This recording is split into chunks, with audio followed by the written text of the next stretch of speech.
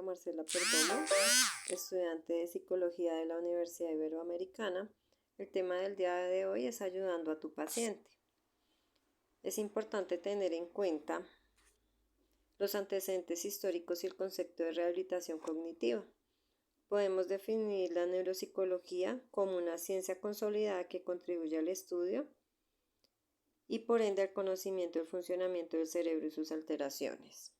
Acá tenemos un modelo del funcionamiento cerebral de Alexander Luria, basado en la concepción de un sistema funcional dinámico, en el cual tanto los procesos cognitivos como la conducta son productos de la interacción de diversas áreas que trabajan de forma concertada.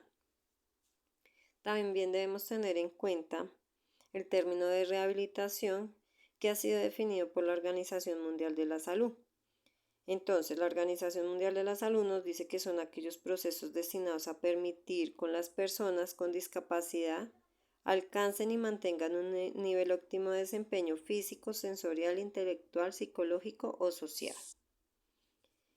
¿Qué es la rehabilitación cognitiva? Entonces, la rehabilitación se entiende como el conjunto de procedimientos y técnicas que tienen por objeto alcanzar los máximos rendimientos intelectuales, la mejor adaptación familiar, laboral y social en aquellos sujetos que sufren o sufrieron algún tipo de daño cerebral. ¿En qué pacientes se usa? Entonces tendemos a usarlos en daño cerebral traumático o en algún tipo de demencia. Los objetivos de la rehabilitación cognitiva, entonces tenemos que son mejorar el funcionamiento adaptativo de las personas en el seno de sus familias, en los lugares en los cuales ellos viven o trabajan. Debemos determinar la naturaleza y severidad del compromiso cognitivo, que varía ampliamente. Es importante también tener en cuenta el déficit atencional y de la memoria, las dificultades de nuevos aprendizajes y las alteraciones de las funciones de fijación de metas, planificación y supervisión de resultados. Debemos tener en cuenta la estrategia de rehabilitación cognitiva. Entonces tenemos la restauración. Esta busca que se estimulen y mejoren las funciones cognitivas alteradas actuando directamente sobre ellas. Tenemos la compensación, entonces esta asume que las funciones alteradas no pueden ser restauradas, por ello se intenta potenciar el empleo de diferentes mecanismos alternativos o habilidades preservadas. También tenemos la sustitución, entonces acá esta nos habla sobre el aspecto central de la intervención. Se basa en enseñar al paciente diferentes estrategias que ayuden a minimizar los problemas resultantes. Bueno, hay un tipo de variables que afectan el funcionamiento cognitivo. Dentro de esas variables tenemos variables activas, pasivas y de soporte. Las activas hacen referencia a las operaciones cognitivas que pueden ser aprendidas y que afectan el contenido de la información. De soporte incluye las variables externas al sujeto que permiten sustituir determinadas funciones cognitivas. Por ejemplo, pedirle a alguien que nos recuerde algo que se nos olvidó. Es importante tener la implementación del programa de rehabilitación. Dentro de esto tenemos el entrenamiento ha de ser individual, perfectamente adaptado al déficit de aprovechamiento de las habilidades potenciales del paciente.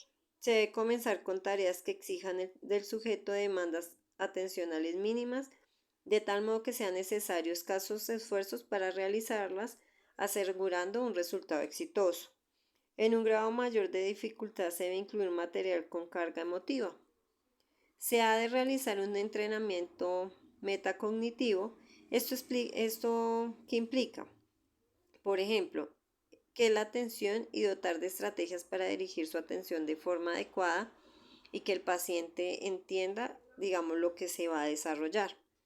Debe incluir un componente educacional, favorecer la motivación y la autoobservación. Es necesario ajustar el nivel de dificultad. El sujeto nunca debe terminar una sesión en la que tenga más errores que aciertos. Es necesario emplear material que motive al sujeto. Se debe informar de retorno sobre el rendimiento. Entonces es importante que frente al programa de rehabilitación que se está llevando, siempre se le informe frente a los resultados que se están obteniendo.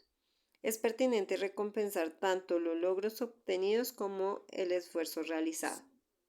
Acá tenemos un cuadro donde nos explica la implementación del programa de rehabilitación. Entonces tenemos un paciente con daño cerebral adquirido. Entonces es importante la evaluación de la situación cognitiva, el estado neuropsicológico con la orientación a la rehabilitación, la evaluación de la situación emocional. Entonces es importante que tengamos en cuenta las exigencias actuales y futuras en el medio para poder establecer compromisos de acuerdo a esas metas. A nivel familiar y motivación del paciente también es importante que lo tengamos en cuenta para los compromisos o metas que se tengan. En el proceso de rehabilitación es importante las modificaciones ambientales, las estrategias compensatorias, intervenciones directas sobre las funciones comprometidas. Gracias.